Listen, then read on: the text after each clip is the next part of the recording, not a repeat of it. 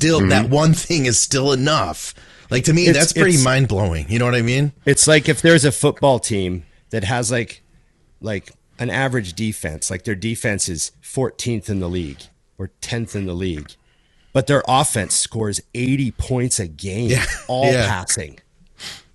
Right? They got no run game. Like the runs are okay. They get a yard or two and they need them, but they just pass for like 80 points a game. Yeah. You don't say, well, that's like, it's still even hard to say that's the greatest team of all time, right? Welcome to It's Just Bodybuilding. Of course, we have our producer, Scott McNally, and Dusty Hanshaw here. I'm Big Ron Partlow.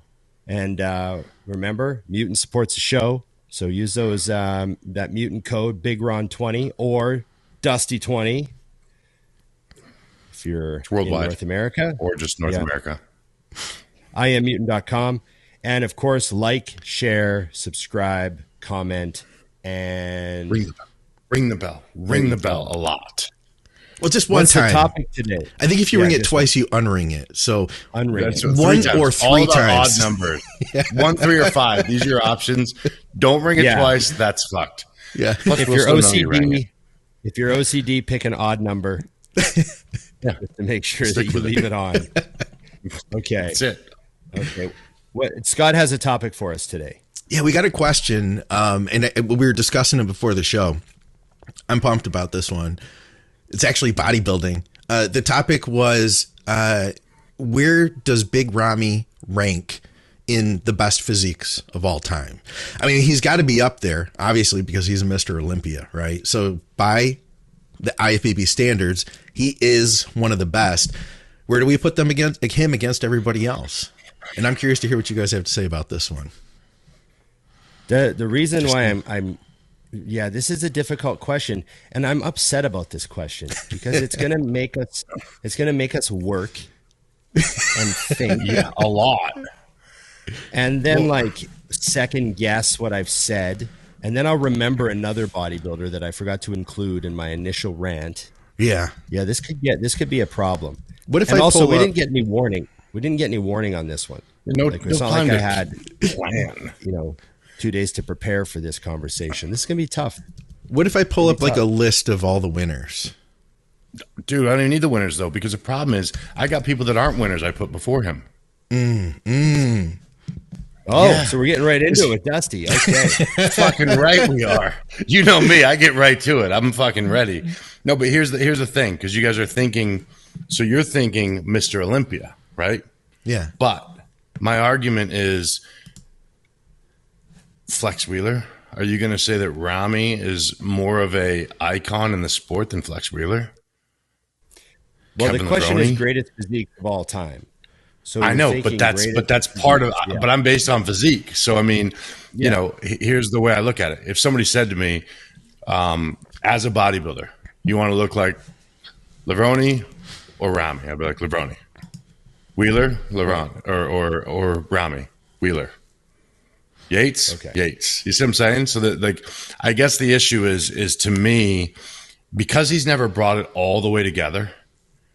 It just doesn't shock for me. Because, for example, let's list another freak that, and again, I'm not rating him above, but you know, there's other freaks that haven't put all the way together that blew me away more, like a Marcus Rule. Marcus Rule at his best at the Night of Champions knocked you on your ass. You can't say that Ramy has ever knocked you on your ass. Now, granted, you have an expectation of him that's super, super high. But like even the pictures I'm seeing right now that they're putting up, and everyone's like, oh, wow. I'm like, I guess as I ramble on and say absolutely nothing, we've been hurt by the fact that my first Mr. Olympia that I saw for 6 years straight of me going to the Olympias was Ronnie Coleman. And that just hurts every view of every freak after that. You know, so I got to take a minute to figure out where I would rank him, but I can absolutely say on just knee jerk, it's not in the top 10. Well, I would definitely say I would put Ronnie before him. Right. Then Jay Cutler. I'd definitely put Jay before him. What about, Brandon Curry, since we're talking about like more, I'm going to go to modern Olympias. Would you put Brandon Curry at his best before him? Because you've got two very different physiques at this point. I feel like the thing with Ramy, and like, I don't mean to bag on Ramy, but he wins purely on size. There's nothing about his physique. Like, it's not like his shape is better than everyone else's. It's not like his symmetry is better than everyone else's. His conditioning certainly isn't better than everyone else's. He is just simply so humongous in person. Again, the armchair people that have never seen Ramy on stage. Ramy guest posed at a show that I emceed, and he was 335 pounds, and I was like literally 5 feet away from him while he was posing. Holy shit. And they don't realize how huge he is. He is overwhelming these guys. That's why he's winning. And people see the pictures and they're like, oh, Hattie doesn't even look that much smaller than him. Yeah, those are photos. Hattie's conditioning really helps him look bigger in the photos, obviously. But in person, it's fucking crazy. He's humongous. So that's why he's winning. Yeah. If you look at like, Phil Heath, was Phil Heath outsizing anyone? Oh, not really. He was out bettering everyone in every way. You know what I mean? Like, there's so much more dominance in, the conditioning, the shape, the structure, all that stuff for a guy like Phil. Whereas Ramy is purely like an 11 out of 10 in the size department. And it's too much for the other guys to make up right now. We've never That's how seen it's kind of been to me. Anything quite like that at the Olympia level, I think. I mean, I know that we had big guys, but there's just I would argue that he does have shape, honestly. I mean, he's got good shape. He does. Yeah. It's not bad shape. He's got great shape. For his size especially, it is mind warping. In like you said, especially in person. Yeah, but it's not better than Brandon Curry's shape. Right. And 10 other guys' shape. You know what I mean? Like there's several guys in that top group that have like Hunter's shape is amazing. And there's lots of guys in great shape. So it's just the size thing is why he's there. And I don't know if that's enough to put him in, like Dusty said, top 10. Like I'd say in the top 5 to top 10 area is very difficult for me to put Ramy. Just because of how much more complete I see some of the other guys in history, like Phil Heath would definitely be above him. There's a lot more to offer. Phil Heath's physique has a lot more to offer to me than Ramy's does in the detail and the completeness of it, all that stuff.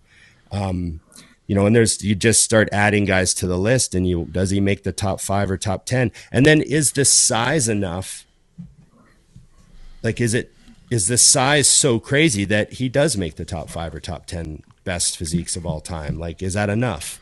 Because to me, when I think of all time greatest physiques and stuff, Dusty's right. I'm not just thinking of Olympia winners, because there's guys that got blocked from winning Olympias by Ronnie Coleman. Yeah, buddy. And there's guys that got blocked from winning Olympias by Dorian Yates. Yeah. And they may have won other Olympias easily if those guys had not been there, So, it's tough. I'm not sure if he makes my top 10. I don't think he makes my top 5 for sure. He doesn't make my top 5. Top 10 is tough. And, the era is also just like, I think of how Marcus looked at his best. And I just think like Ramy's just a little prettier, I guess, than Marcus. Is Ramy prettier than Marcus? Like, what's the difference? Marcus was sometimes in almost like harder condition sometimes. I mean, Marcus didn't always have his glutes ripped. Ramy's getting his glutes in, so there's that's a definite big deal. But Marcus had his glutes ripped a few times, and he was still like 10th, Yeah. So it wasn't enough back then to be just big. That's the thing is like, when you think of here's my comparison back then. Think of how good Nasser was, but then think like Jean-Pierre was bigger than Nasser, but he was never gonna win an Olympia. Ever. Yeah. If you think muscle to muscle, body part to body part, he was bigger. He had a bigger back. He had bigger arms. Like everything was bigger. but he was not put together better. You know what I mean? And I think that that's where it's changed. And granted, like you said, Ramy is put together well, but I think Phil is a cheating example. But say to yourself, okay, who outconditioned Phil in his prime at the Olympia? The answer is nobody. Nobody. Okay, who had better muscle quality? Nobody. Okay, who carried themselves better on stage? Nobody. Okay, who presented himself better? Nobody. Okay, he won at every single thing. So that made it easy. I mean, I would have a hard time, to be honest, in hindsight, when I'm thinking of like the top 2, 3 guys ever, I can't just slam the door anymore. I'm like, Ronnie or Phil?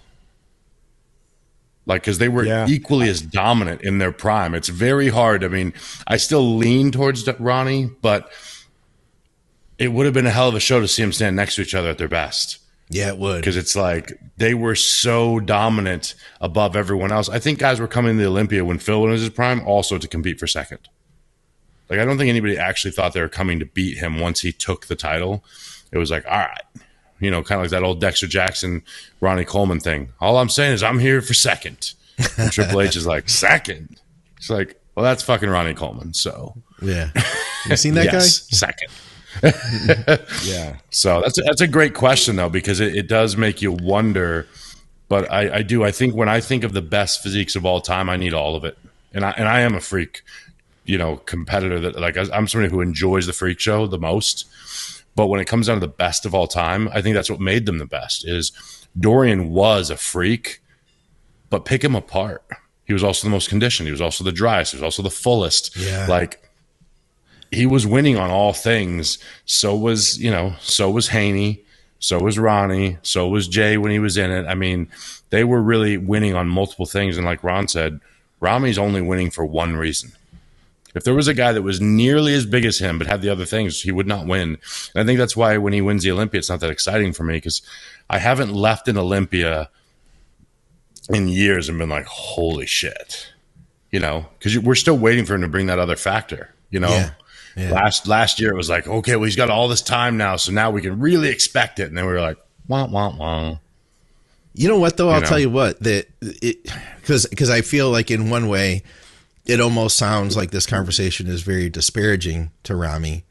But that said, to think that the one thing that he is really good at, he is so good at it that he's currently the best in the world. Like, even not being great at the other stuff, it's still that one thing is still enough.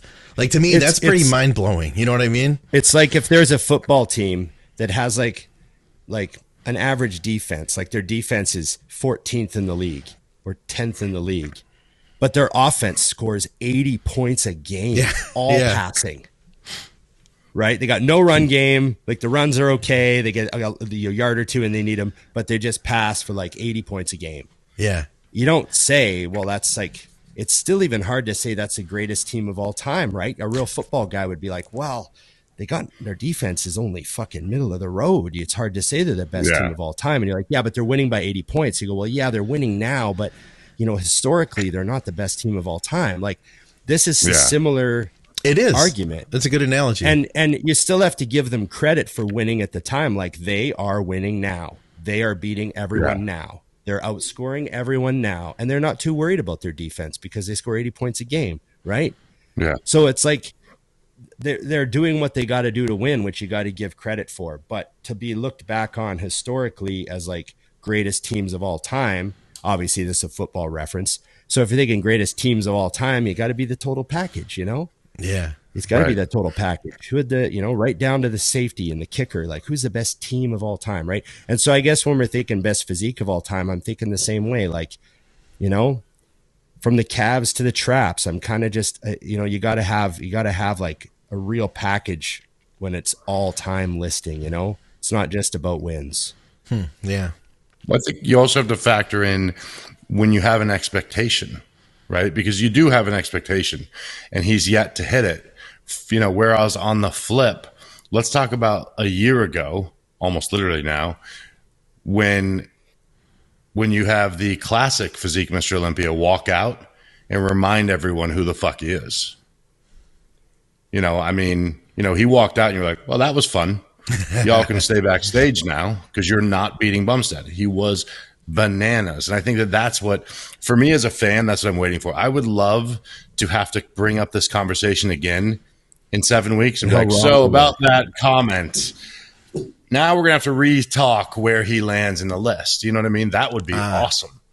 You know, because all he has to do is nail. I mean, hell, if he just brought one other thing, like Ron said, now you got to talk about it. It's like, well, now you're also the biggest and you're the most shredded.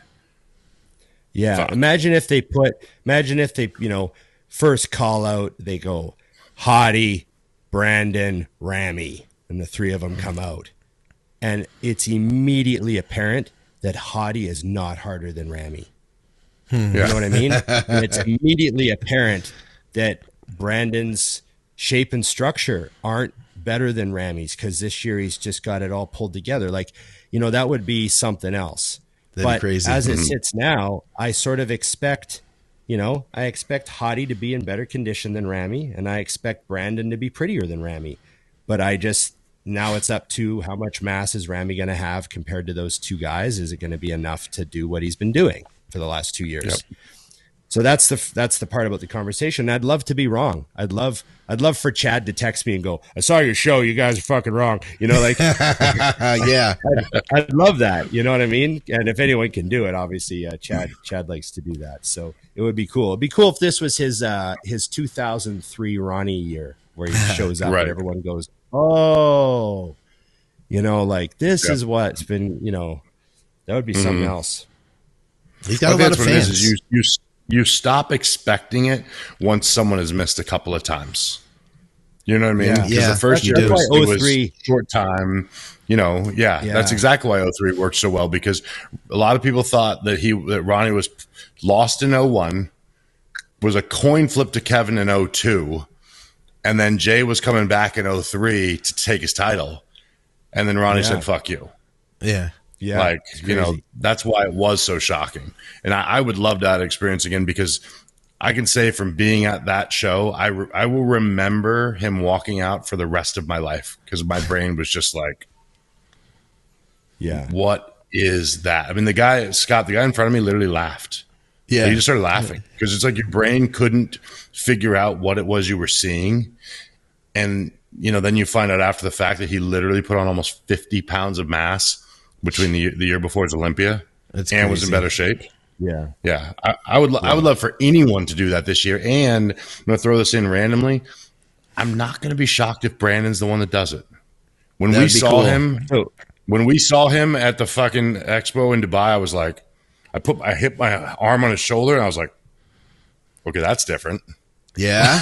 Brandon was the biggest I've ever seen him when he came to say hi to us. No kidding. Like, he goes, "Hey guys, how's it going?" And he comes in and, you know, we took a quick picture and he chatted with us for a minute. Yeah. And I remember just thinking, like, fuck, dude, like, you're humongous. No kidding. Yes. And, like, you know, Brandon's a big guy, obviously, like fucking big, huge Mr. Olympia. But, you know, I'm used to being around huge people, and obviously, like, he's not the biggest pro ever. Right. You know? Yeah. He was big. Like, that's a lot for him. I wasn't used to Brandon looking like that, you know? So, and then Dusty said, he's like, I patted him on the back and it was like patting a table. Like, he was humongous. That's cool to hear. I'm excited for that. I'm a Brandon fan, and I would like to see, I would love to see him recapture it. You know, the thing is, there's so many good people there, you know, in the Olympia that I would love to see do it, but I'd like to see Brandon do it. What were you saying though? Oh, I was just saying the first thing that happened when he walked away was Dusty looked at me and goes, "Man, you know, nothing against anybody, but it would be so great to see Brandon win it back."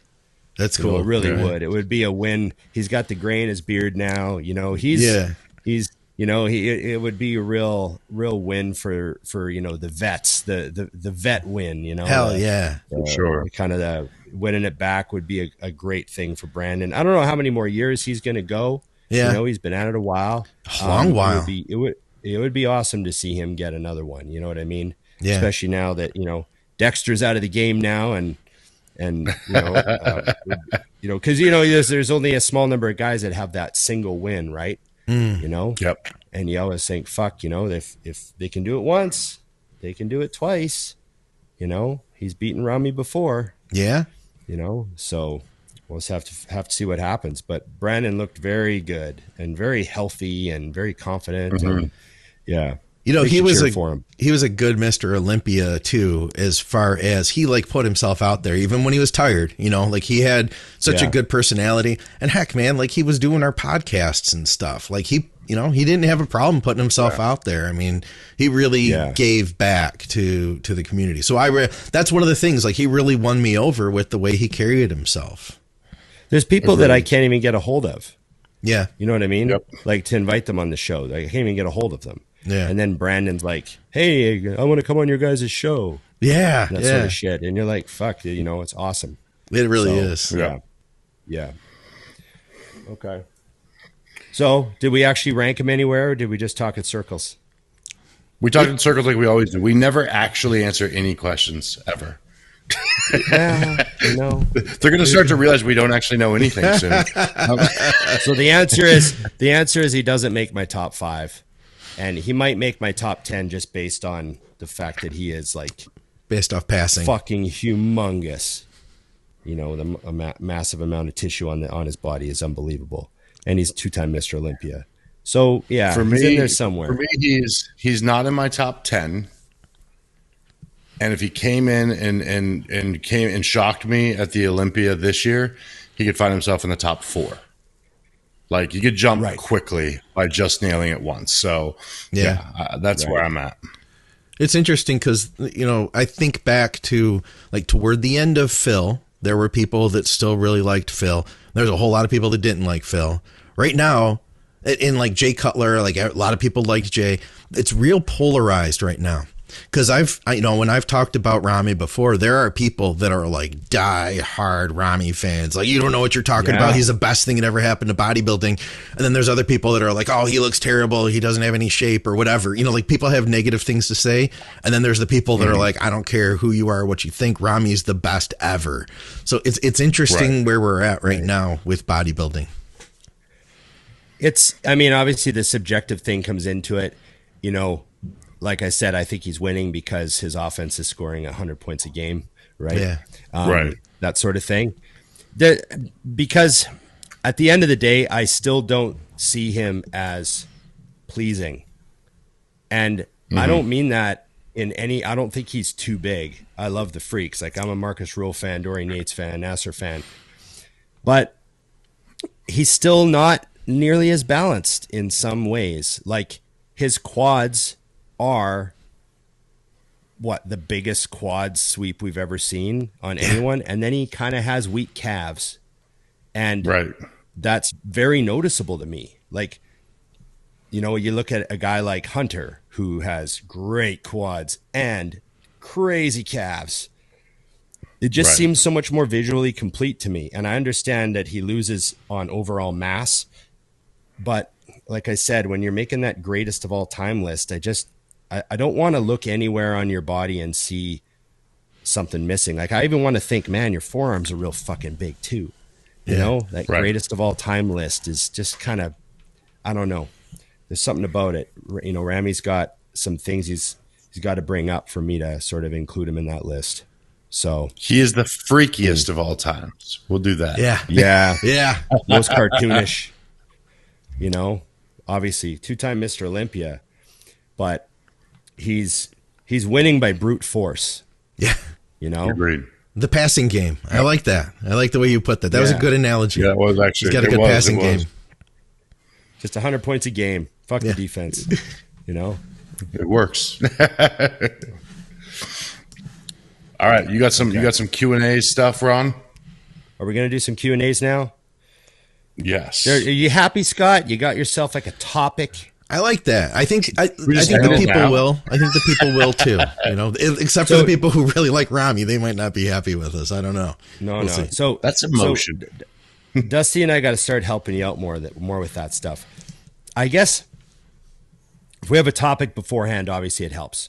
Sometimes we wind up ranting about a topic, and then it's easy. You just add the tagline. Oh, watch us talk about dopamine. Yeah.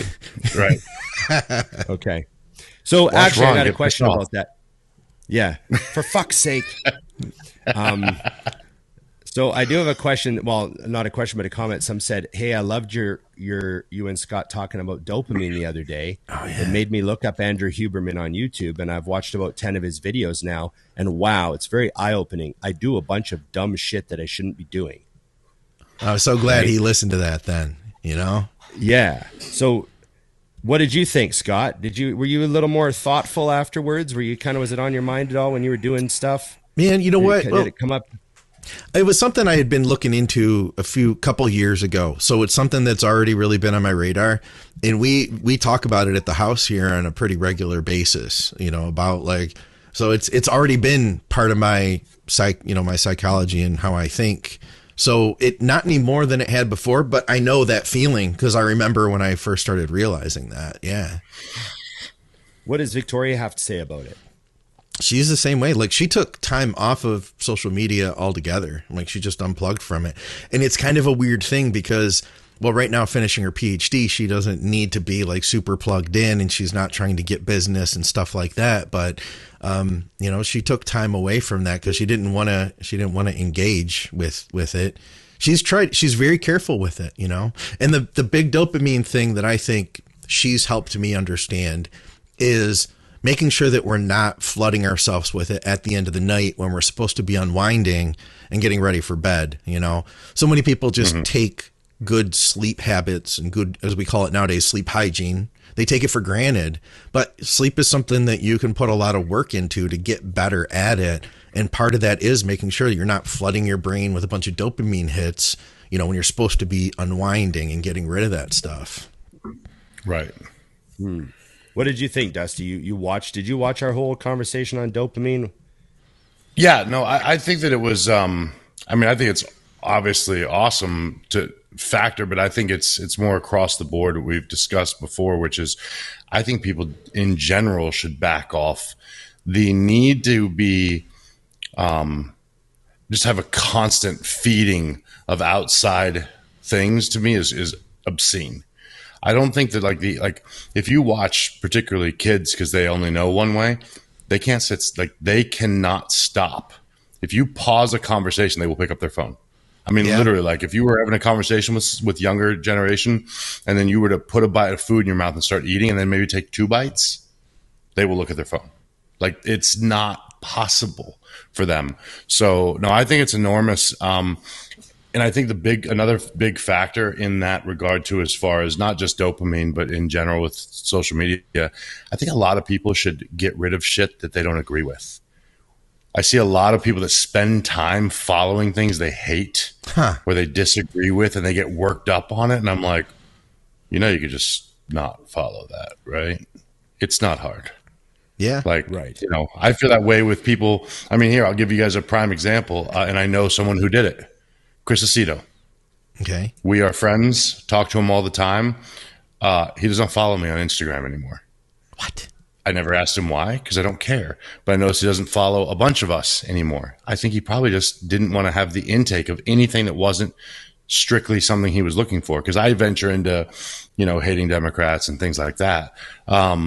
So I think he just nixed it. But it's not personal. I didn't even think about it. When I saw it one day, I was like, oh, that's funny.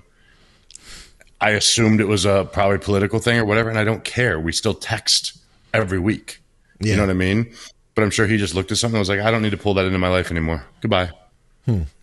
Nothing wrong with that. Right. So, no, I thought it was a great topic, and I think a lot of people make that mistake. They'll the last thing they do before bed is a dopamine rush. Yeah. They go check on their post. They go see who commented or didn't comment. You know what I mean? There's also the addiction to going to check your likes and your comments and all that shit. And who liked my post? Jesus, get a life. Right. I don't follow that part, And if something does upset you, obviously you got to try and control what you allow to upset you. Right? You don't want to be so sensitive that things are just upsetting you all the time. You might need some personal work on that, but there are things that are going to really fucking get us because they're just those types of things. You should don't follow a bunch of that.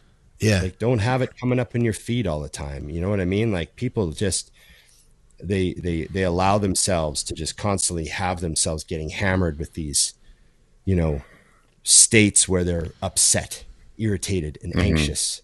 You know, just chill the fuck out. You know, follow some nice animal pages that show puppies and shit. Just try to relax a bit. Yeah, like Nature is Metal. Nature is Metal. Yeah. Nice soft core, you know. Just a little tiger ripping some animal apart. No big deal. Yeah. It's nature. But I don't take it personally. Yeah, just nature. The sounds of nature. Yes. Okay. Were we on a question? I can't even remember. Oh, yeah. I asked about the dopamine, the Huberman stuff. Yeah. Yes. We were just getting into listener questions. He had an episode. He had a really good episode about alcohol. Now, I'm not a big drinker at all. Obviously, I hardly drink at all. But I had a lot of people tell me, they're like, fuck, I watched Huberman's episode on alcohol, and I don't even want to have a couple beers anymore. Really? Like, yeah, because they're talking about just like long term over decades and decades.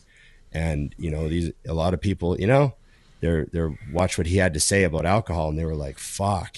You know, I might change my ways. You know, some people, you know, even a lot of recreational bodybuilders still pound some drinks on the weekend. You know, a lot of people like to have a couple of vodkas, play whatever they do, play cards or watch movies or go out for dinner and have a few drinks or whatever. But I knew several people that were like, I might just quit drinking completely. Even my brother, who's like 60-year-old doctor, and he's like, you know, super, super fit cyclist. He was telling me that after watching it, he was like, I might stop drinking. You know, and this is like a guy who's very healthy and extremely health conscious with extremely good cardio. Like my brother can cycle 100K on a Saturday morning. You know what I mean? Yeah. So Huberman's really interesting because he doesn't just talk about like, you know, oh, alcohol does this to your liver. He talks about like brain chemistry and long-term stuff that it does and blah, blah, blah. And, you know, people start to wonder, man, you know, and he does it with everything. He'll make you question what you're doing. You know what I mean? Yeah. You know? So guys, do not watch scary. Don't watch his trend episode. Don't watch it. Yeah. If you really enjoy your bad habits.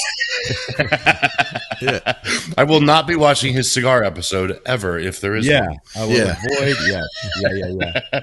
Denial is my favorite state. Yes. It is just a river in Africa. Yeah. All right, I have a good question for you guys. Fact or fake?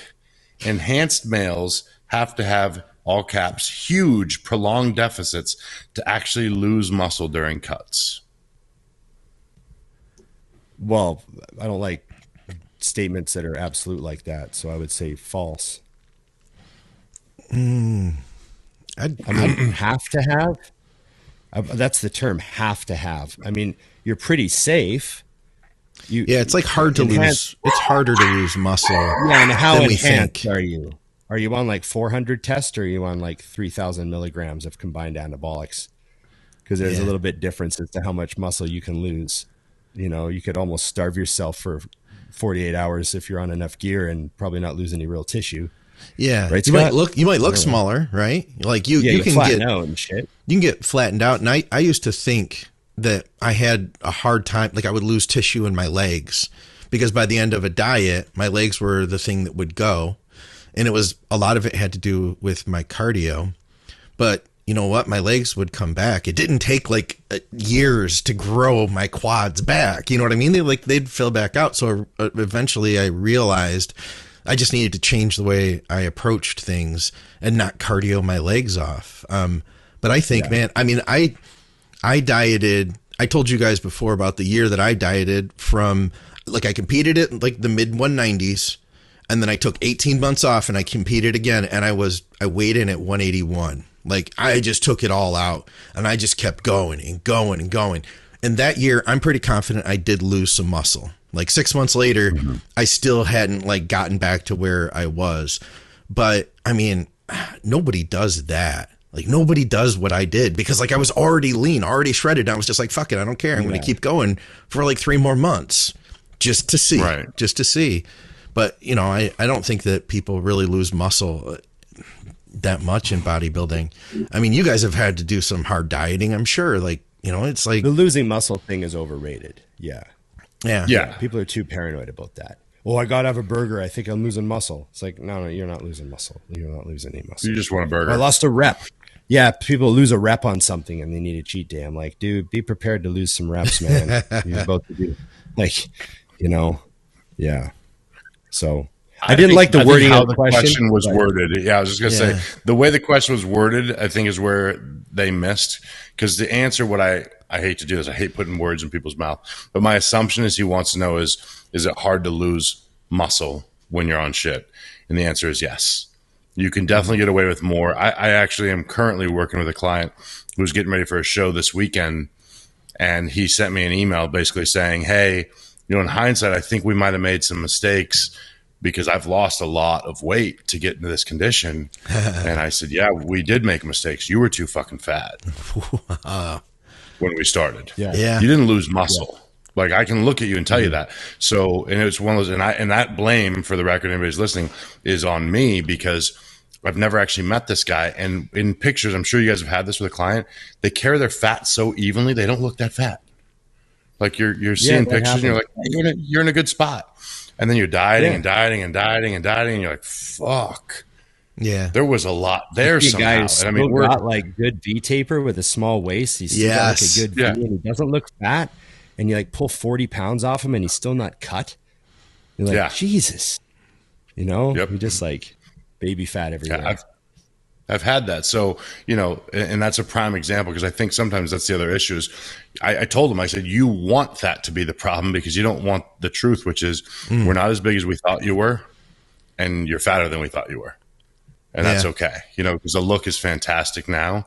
But yeah, so for the question that I'm creating versus the one that you wrote, you do get away with a lot more. I've lost muscle once in a prep, and it was the same thing as you did, Scott.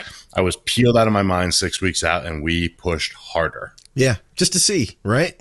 It was just like, well, how far can you go? And then, of course, hindsight's amazing. You go compare pictures, and I mean, if I was going to put a Chad Nichols fake percentage on it, I'd be like, okay, so I was 0.05% better. Yeah, I was down 13 pounds. You're like, right. That's I got like a half a muscle. striation in my pec. It wasn't there before. In less shape. I lost like 13 pounds. Yeah. Well, what's crazy, Scott, is that year during that last 6 weeks, I didn't notice it, but one day, you go and you're doing your lat pull down, so you know where your leg rest is supposed to be. I had to bring it down one more. Ooh, yeah, that's and it never entered disappointing. my mind that the bones in my leg didn't get shorter. Yeah. Like, wait a minute, sir. There's only one reason that would go down lower than it's ever been in your life. Yeah. So, and it was, my legs were stringy. But, I mean, that, again, was like, you knew what you were doing. I always look at John Meadows when we discuss this, though, just because it was a topic that I think so many people in that little era were like, you can get shredded and eat a ton of food. And I'm like, no, you can't. No, you can't. Like, not peeled. I'm sorry. You will suffer, but you can get away with murder. I mean, 40 grams of carbs for me for weeks on end, like per day, was nothing. It didn't even, I was like, oh, okay, that's life. I just would really enjoy those oats when I decided to put them in some point during my day. Yeah. I've had many days like that, like 1 cup of rice before training. That was it. That was the only carbs. Yeah, you eat those with chopsticks. It lasts longer. Anyways, you got one, Ron? Oh yeah, I could pull one up. I was just living off the fact that you guys were supplying all the questions. You know how it goes. Okay. Oh, can you and Dusty ever get Mutant to make your own signature shirt or something? Oh, that's a great idea. No way. So why doesn't Dusty tell him what's going on? It's already happening. They actually sent me a video of my signature shirt being made this week. So they were literally like, screen printing them on and sent the video. So stoked to see those. And I think they have one for me, one with Ron, one for Jamie, and then obviously one for some little guy named Mr. Olympia. Clarita's got one. Yeah. What are they putting on yours? They're putting your fuck attention, earn respect line, right? Yeah, and we just changed around the way it looks a little bit, and it's I like what they did. Like I just gave them. The only thing I did not do is they asked if I wanted to put my logo on it, and I hate busy shirts.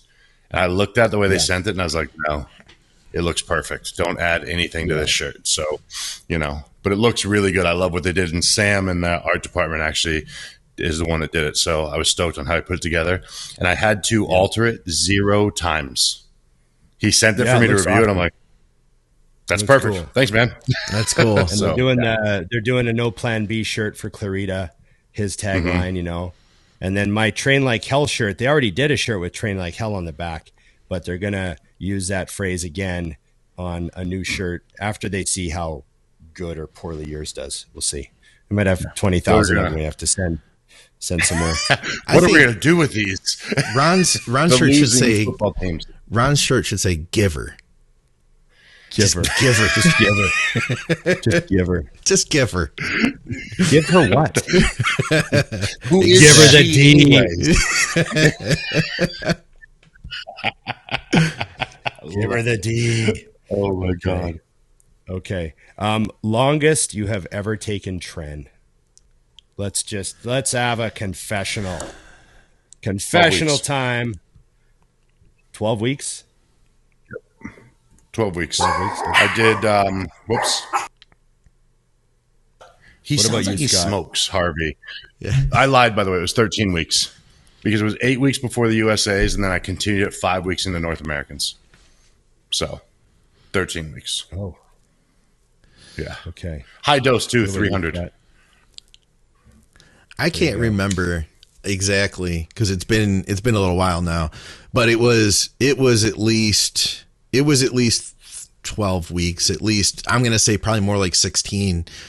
I ended up, because usually I add tren about 8 weeks out, 6 to 8 weeks out from a show. And I ended up doing another show after that. And then I ended up doing another show. Like, it was one of those situations where I was like, oh yeah, I wasn't happy. So the first show was like, hey, I think I could pull this together and in time. And I've never done like a warm up show before. So I'll do like a warm up show this year. So I was like, you know what? I got enough time. I think I added the tren like, 6 weeks, 4 weeks out. I was like, I'll just ride that in. And then that'll be a little bit longer than I would have done for the primary show. And then wasn't happy with that show. First of all, wasn't happy with the warm up idea. I don't like the idea of coming in not your best, because you still have to own that at the end of the day. So that was not for me what I ever would do again. But then I did the Target show, and then I was like, you know what? There's another show, and it's in like 4 or 5 weeks. And I was so happy with this peak. And I think if I tweaked a couple little things, so it was one of those things where like it wasn't enough time to like take a break from the tren, because it was only like 4 weeks, but it, so I stayed on it longer. So that was that. I will see your 12 and your possible 16, and I will raise you to 18. 18? I did 18 weeks once because it was the dumbest year of my life. It was also the worst I ever placed. How's that? Yeah, it was. I just had so many injuries, but it was 2013. I had 2 tears in my quad up high during my prep. I've talked about it. It was my nightmare prep. I've talked about it before. But I did 10 weeks of tren for the show. And then after the show was a fucking huge bomb. I thought, well, North Americans is in 8 weeks. I'll do that too. So I just kept going. And so that's the longest I ever took tren. And it was also like one of the worst years I ever had for placings. Yeah. So they were totally not correlated or related at all. Tren does not make the man. Yeah. And there's years I didn't use any tren, like my early win at the Albertas when I was in fantastic condition and won easily. I didn't use any. We didn't even have tren yet. It was just kind of hitting the black market again, back in 99. Yeah. It was like tren. Guys are making it out of pellets at the time, right? It was kind of like one of those things, right? And I'm like, I'll just use sustanon. You know what I mean? So yeah, it's just one of those things. And I think my dose would have been like 300, maybe 400 a week, because I never ever went higher than that ever. So be in there somewhere. So did you guys never make the pellets or like make the tren yourself? No. Do that? I did that. No. I did that. That was the first time I used tren. No, second time I used Tren. I made it myself. I had a guy make some Tren and give me some. Okay. That's the sketchiest thing I ever took. Yeah. Yeah, that's a good topic right there. Sketchiest thing you ever took. But you already answered it. Sketchiest thing I ever took. Sketchiest thing. Yeah, you shook up the bottle. There was like this red layer at the bottom. Yeah. And then you'd like shake it up. And it would be all pink. It's like, yeah, and there'd be like little things glass floating shards in it. in Chunk of pellet floating in it and shit. And you just, it's just pellets. You just fucking, They put them in cows. It's fine. Yeah, fuck, they dissolve. Right?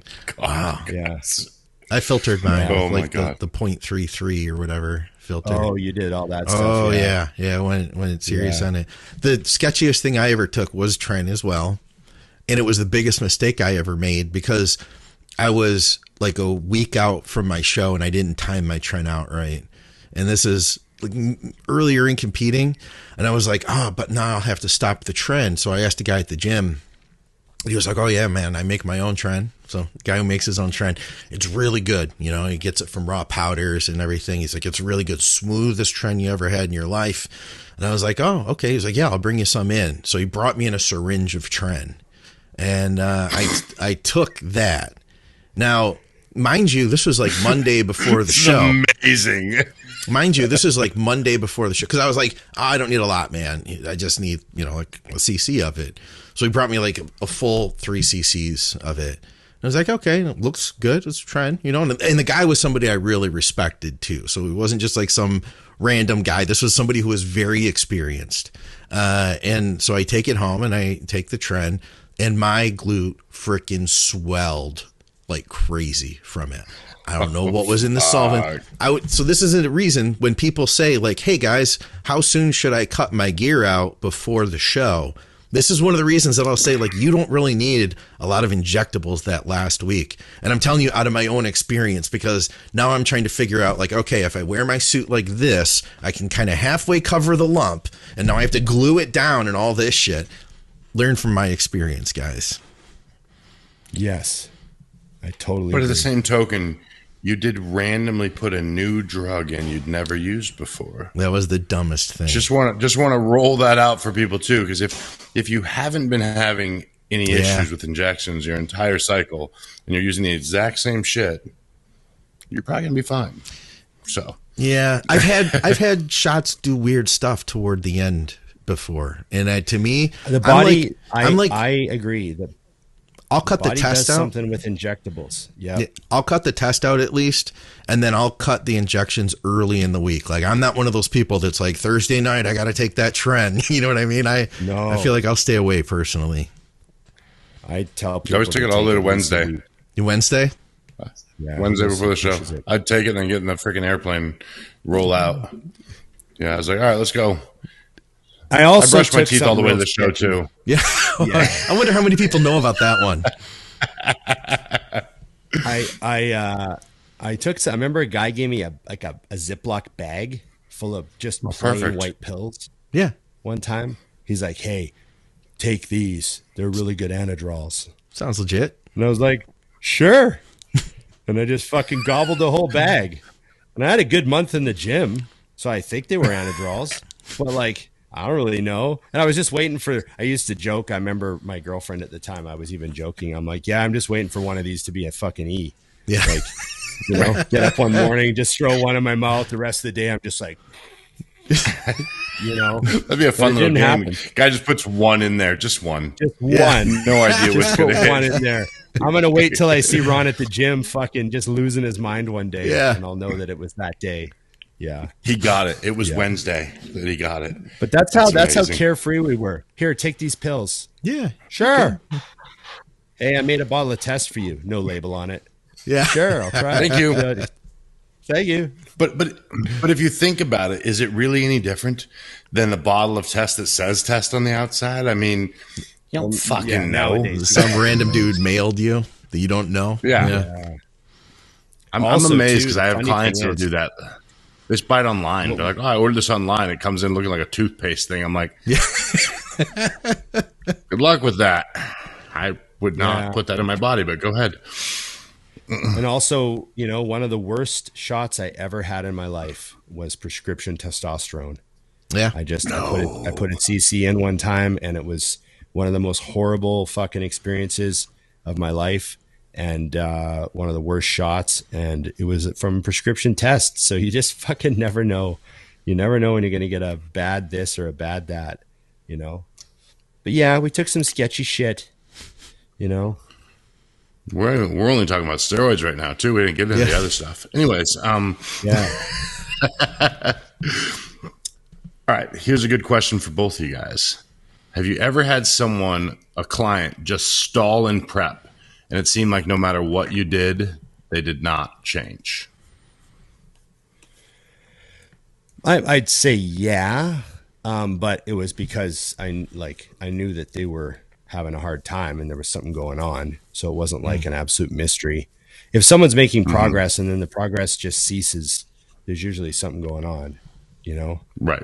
So you have to try to talk to the athlete and get them to, like, you know, realize that, you know, they're the problem right now and they need to get over whatever their issue is and get back to being focused, you know? So that happens. Scott? Yeah, I feel like stalling in prep is like, you know what? Coaching is all fun and games until somebody stalls and you're on a timeline. You know what I mean? Mm-hmm. Like, coaching can become kind of scary when you get to those points, but I feel like every diet at some point or another, not every, but a lot of diets at some point or another are going to stall. And the job of the coach is to figure out how to navigate that. You know, there's those rare preps that, like, you don't really have to make many changes. They just keep getting into better shape. And it's like, oh, wow, that was so smooth and so perfect. And they're ready exactly when I want them to be. But there's always stuff that comes up. You always have to shift some sort of gears. And like Chris Aceto has talked about it, that like what works one time doesn't work the next. So like you never know what it's going to be. But yeah, there's those times where it's somebody's lifestyle. You know, maybe they switch jobs or something. There's that. But yeah, there's sometimes it's just like their body just stops responding and then you have to figure it out. I feel like a lot of times the answer is more food. That's a random blanket answer. But a lot of times it's like we add more food and then, you know, we reset it and they keep moving again. Yeah.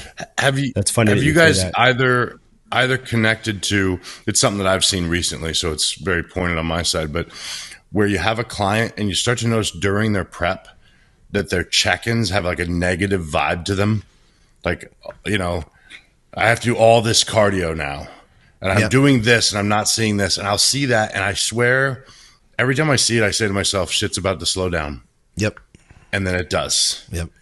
And I'm wondering what your guys' opinion is that primarily just negative energy, or is it a combo of negative energy and probably falling off when you see that? Because when I start seeing people shift in that negative spot, I'm always like, you're choosing this. Like, it's very hard to me to understand the words like, I must do all of this cardio. And you know what I mean? Yeah. And they want me to like pat them on the back. And I'm like, go ahead. Here's my take on that. Our diet consists of more than what we put in our mouth. It's what we say to ourselves. So technically, they could be cheating on their diet without going off their menu.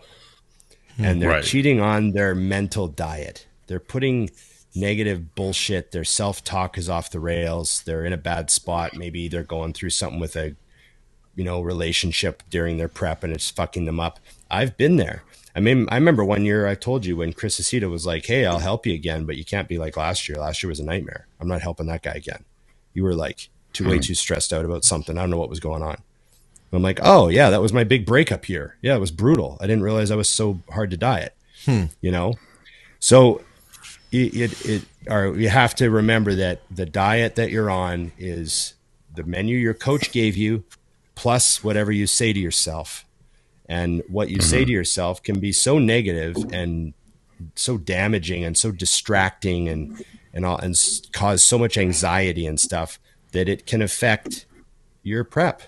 And you have to be aware of that, you know, and I think that that's exactly what happens is sometimes people get in that space where it's a chore and their mental outlook is that they don't want to be doing this. And how can you expect the body to cooperate when you don't want to be doing this? I've been through that. You know, those times when your body's just on a roll and you just keep waking up looking better and better and better. Yeah. Well, they also seem to mysteriously coincide with periods where you're mentally just fucking on it. Yes. You know? And which comes first, the good results or the mental outlook? Yeah. You know, like there's a lot to be said about this stuff crisscrossing as to which one actually comes first and which one causes the latter to be more effective. So, you know, you have to have the right attitude. You have to find a positive place. If your self-talk is negative, diet's going to be sluggish, man. You're going to be pulling calories left and right to try to get things to change. I swear to God, I see it all the time. Yeah. That's why I ask. It's something I've seen, and I'm like, it's weird too, because you want to tell the client, like, I promise I'm not blame shifting, but I am telling you that our results aren't what they could be if your mindset altered. You know what I'm saying? Yeah. Like, because it's never something, and it's almost something I'll probably start bringing in before preps with people, because I could see if I was in their shoes and didn't understand, I'm like, oh, of course, now things aren't working and it's my fault. You know, and this guy's supposed to be writing me my fucking diet, and he said he'd get me in shape, and I'm not. You know what I mean? I could see in their defense, I could see that happening. Like, oh, well, now this is a problem. You know what I mean? Yeah. So you definitely want to be, before the process, because you're right, Ron. Like, I guess that's why dieting was always easy with me, for Chris, because I literally would just be like, all right, dude, tell me what to do.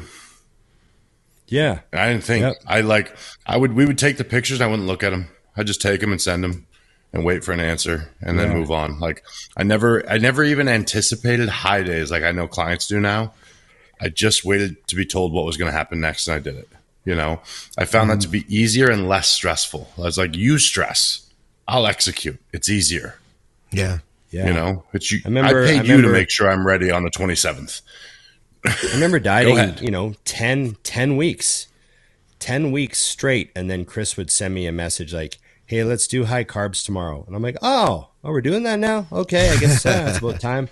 Oh, yeah, I guess we're 10 weeks into it. I guess first high carb day coming up, you know? And nowadays people expect a high carb day like week 1, week 2. Like, where's my high carb day? Yeah. Like, you got like 30 pounds to lose before I even consider a high carb day. You're a long ways from ready, dude. You know, a long ways from ready. Yeah. You know, I swear, I guarantee most of these guys that you see at the top level that are having burgers and stuff during prep, they're not having those until their glutes are already strided. Right. Like, these guys are already pretty much in shape. Yeah, they might have 8 pounds left to lose to get really carved out, but they've got 6 weeks left or whatever, you know, or 10 weeks left. They got 10 weeks left and they only got 8 pounds to lose. So yeah, they can have a burger, but their glutes are already in, their hamstrings are already in, their Christmas tree's already in. Like, they're not, some of these people that have these high days and cheat days, they're a long ways from being in, you know? Right. And that's my take. Yeah, I agree with you guys. That's a good, I don't really have a ton to add to that, because I've seen that. I have seen that where you can see somebody's attitude is changing. I don't like that. I don't like the feeling of somebody who's resistant, and it creates whether the person realizes it or not, it creates kind of an unhealthy relationship with your coach too, you know, because you got to understand that person's on your side. They're there to try to get you to look the best you can, because that's the goal that you've set out to achieve. You know, you asked to do this thing, and if you decided you didn't want to do it, that's okay. But you know, I've had people, I remember years and years ago, one guy was like, I thought you were just trying to like fuck with me. You know, like, I thought you're just trying, like he saw it come together, and he was like, yeah, I thought you're just trying to like see how much I could handle. I was like, no, you know, I just really wanted to see you get into the best shape you could. And, you know, somebody who had never done it before, and then after they had gotten there, but I've had that, and people who maybe I've also seen it too, people who have insecurity. One person I've worked with who told me, like, you know, we were using like really low clen, like 20. And I was like, all right, let's take the clen to 40 today, you know? And this person's response was like, oh, like, I failed you. I didn't do a good enough job. And that they feel, I've seen that happen too, where people are like, oh, I must not have been, we pulled food out because I wasn't doing what I should, I wasn't doing well enough. We had to remove it. So I think that, keeping that attitude positive though, like embracing changes, like what more can I do to reach this goal? Having that attitude, man, it literally does change the results that you get. Being excited for it. What's the next step? What more can I do to make this happen? So that's the fun. Those are the funnest people to coach too, and you have that positive, you can feel that positive energy. And here's the other thing. As a coach, I'm selling an experience, really, is what it comes down to. And I want your experience to be a positive one. And, I want you to look back at this and have had a great time, because I want you to, at the end of the day, I love bodybuilding and I want you to love it too.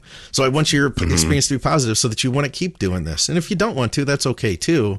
But I don't want you to look back at it and be like, God, that was just sucked. That was so hard. I don't know. Right. I agree. Yeah, it's a dangerous thing. It's a slippery slope with the energy. And I think you nailed it, Scott. It's like when things are clicking, you do notice it. I have another guy that's getting ready this weekend, and I swear to you, it doesn't matter what I say, because he looks the best he's ever looked and has for like 4 weeks. And we've worked together before. Like, he beat his previous best weeks ago. Nice. And now he's like, should we eat the sandpaper or just put it on my skin? Yeah. And I'm like, oh, now we're having fun. Like, I gave him a higher day and he actually responded, I don't need it. And I'm like, no, you do. I know mentally you don't, but I'm telling you, this isn't a gift. We're doing this for a reason, thing. So yeah, not a mental thing. Yeah. That's good. You got anything else? Yeah. You don't want to go? You want me to do it? What's that? If you have one, I mean, I've got tons here, so it's easy. We should probably wrap soon, though.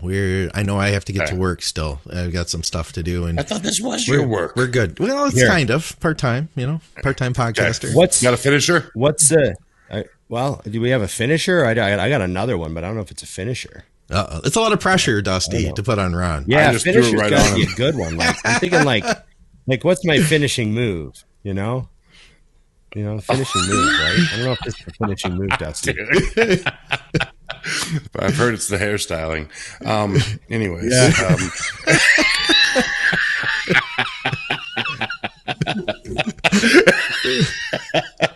Sorry. All right, go ahead. The hand motions were an inside joke. You had to be there. Okay. Oh, God. Did you notice, by the way, Ron, the intro of the last episode?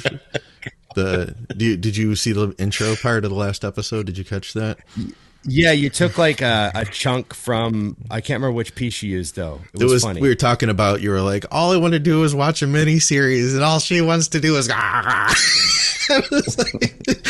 that's the way anybody who clicked on it, that's the first thing they saw. Oh God. Goodness sakes. It's hard to get. Oh, hey, speaking of mini series, we got 2 episodes left in The Watcher. What do you think? It's good. I like it. I have to recommend it. It's fun. And I like that it's a little campy. Like, the characters are really over the top and ridiculous. So it's not like a horror. Like, you're not actually scared because it's a little campy. Like, the neighbors are so ridiculous and so like, hi neighbor. Like, they're so you know what I mean? That it doesn't have, it's not like a scary horror movie. It's like a mystery thriller where you're like, fuck, I can't wait to see what the fuck is going on here. It's been good. It's been good. So, I just got our finisher question. It just came through. Okay. Well, can I do this one first? Cause it's already preloaded. Sure. Go ahead. It'll be short. Okay. What is the most important ingredient in your pre-workout and why? And do you want to say other than caffeine? I was going to say other than water. Yeah, that's good. Yeah. I mean, I was being literal because hydration is the magic. I guess we'll say other than caffeine. Are the best pre-workout. Okay. Yeah. You just nailed my water, salt. Yeah. So technically water, like a liter of water with a gram of salt in it and 150 to 200 mgs of caffeine, and that's as good as it gets. If I want to make things better technically from a scientific standpoint, I would add citrulline malate because it is performance enhancing on paper. It is. Right. There are performance enhancements to it.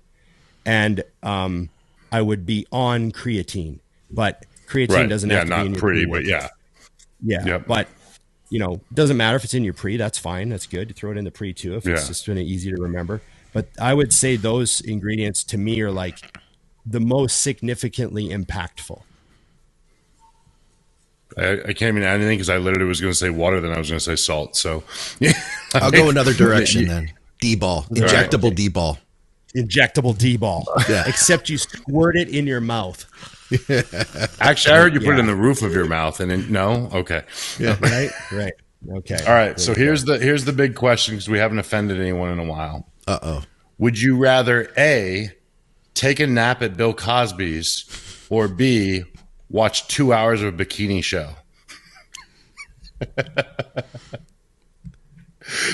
There's your choice.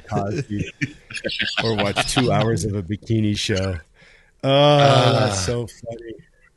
Well, I don't think Cosby would be interested in me. There's I'd be safe at Cosby's. I'd be safe at Cosby's. It could be like the tagline for the show. I think I'd be safe at Cosby's house. I think I'd be safe at Cosby's. I would trust Cosby around me. Yeah. That's a valid point. I mean, I'm not arrogant enough to think that I would make his list of doables. So yeah, because all right, perfect. You're not his type. Not his type. He's not into beards. So I just thought the question was amazing. I'm like, who even throws that A option in there? Like, Jesus. Now, is the nap 2 hours? How long is the nap? Because 2 hours at a bikini show can seem like a long time. That's a long show, too. So how long is the nap? Am I getting a 20-minute nap? Take a nap. It just said a nap. Now, my naps are 20 minutes, so I assume Cosby's home while I'm napping. I assume he's the big spoon in your case. I don't know, but well, hey. Yeah, in my case, he's in the other room. Hey, you need somewhere to put your arm. That was a good question. It was solid. I like that. Okay. And we're all sleeping at Bill Cosby's house. So I would go to the show if it wasn't 2 hours. 2 hours is a long time. I'm at the risk of coming off like the white knight here. I like bodybuilding, and therefore I'm good with the current crop of bikini. But I couldn't, like, Andrew and I were talking about this because somebody was like ragging on like bikini competitors, and Andrew's wife is Rachel Berry, IFBB pro. She's really good, and he and I were talking about how like the level of bikini, those girls put in a lot of work. So, and being somebody who coaches people in bikini, like I get excited about it, but 2 hours, I can't get behind that. Like, I could watch my client's class and then see what happens at the overall, but that's. They were smart. They knew to throw the time in there because I think we've all, had 30 minutes in a big show. But yeah, I just break it down to boredom for me. It's not about their work or even their physique. Yeah. It's just boring for me to watch. You know what I'm saying? Like, I can appreciate it. It's quite frankly, it's the same as me for watching the men's physique. Like, I think their physiques are bonkers. Yeah. I can't watch them. I can't watch their routine. It doesn't work for me. Yeah. I don't want to watch that shit. So I'll take the still pictures and be like, you're fucking awesome. Yeah. Call it a day. Well, I remember that when I was backstage at the Dallas show and the pro men's physique guys were getting ready to go on. Yeah. And I was standing back there and I was just like, what the fuck? And they're freaks now. Right? Yeah. Like, I was just counting the super heavyweights that weren't. Right. That were wearing shorts still for some reason. That guy could be a super heavyweight. That guy could be a super heavyweight. That guy could be a super heavyweight. Like 6'2" monsters with like 21-inch arms. Oh, yeah. Yeah. When tiny little waists and big backs, and their quads were tight in their shorts. And I'm just like, they were impressive. But, I just don't like have much. It's just a generational thing. I want to see like poses, for sure. So that's just me. That's just me. But the physiques are crazy. Like the physiques they're building are, you know, Agreed. worthy of a back double bicep, Scott. I like the way that sounds. Yeah. You know, It's sad not to see one. yeah, with a back like that, I need a back double. I'm gonna need a back double. Just kidding. Give him more cowbell. More cowbell and more back doubles. Okay, that's the tagline: men's physique, more cowbell and more back doubles. Okay, We do all this for you, Scott. thanks, Dusty. Thank you. I appreciate All it, guys. You did all the work for me. Yeah. No, I know.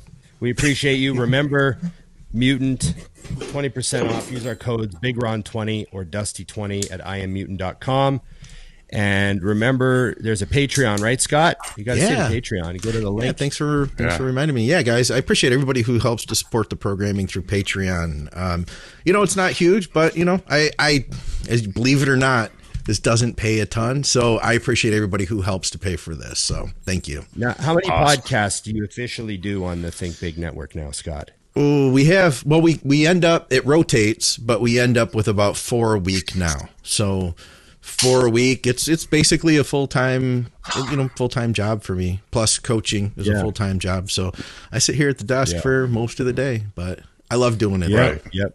Yep. I get it. I get it. I love this stuff. Hey, if you're ever stuck for a guest on the other shows, I've been on a few of them. Yes. I'd love to come on again. I don't care which one. You guys are all awesome. Cool. I listen to snippets here and there. I go on the network and I'll let an episode play. I don't know which one I'm listening to. It's Blood, Sweat, and Gear, or it's the one about coaching, or it's Andrew Barry talking about something, or I don't know what I'm listening to half the time because you guys are great on all the shows. But I can't tell from across the room which episode I'm on, but I like listening to them and it's good stuff. And I'd love to come on again anytime. I'd love to have both of you guys do more crossovers too. That'd be cool. And everybody loves that. Like, I still get comments that are like, oh my God, I didn't know Dusty was on Blood, Sweat, and Gear. Oh my God, I didn't know Ron was on Blood, Sweat, and Gear. So we should do that some more. Yeah. And people were saying they wanted to get Skip here. So we should definitely plan to get Skip here soon.